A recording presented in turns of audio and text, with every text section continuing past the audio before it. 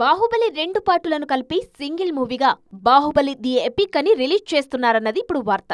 కానీ ఆ సినిమా టైంలో 2 పార్టులు అన్నేసి సంవత్సరాలన్నది అందరిలోనూ ఆశ్చర్యాన్ని రేకెత్తించిన విషయం. 2 పార్టుల మేనియాని జస్ట్ బాహుబలితోనే ఆపలేదు ప్రభాస్.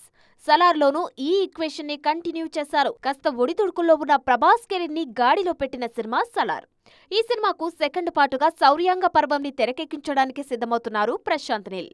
ఇటు రాజాసాబ్ సినిమాతో బిజీగా ఉన్నారు డార్లింగ్.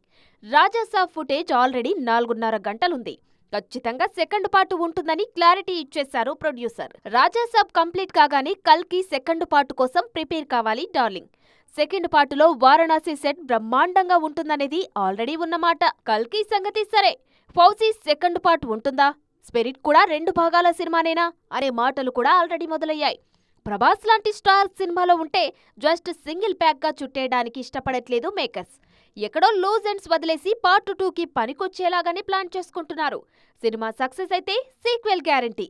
ఒకవేళ అటు ఇటు అయితే అంతటితో ఫుల్ స్టాప్. ఇదన్నమాట స్ట్రాటజీ.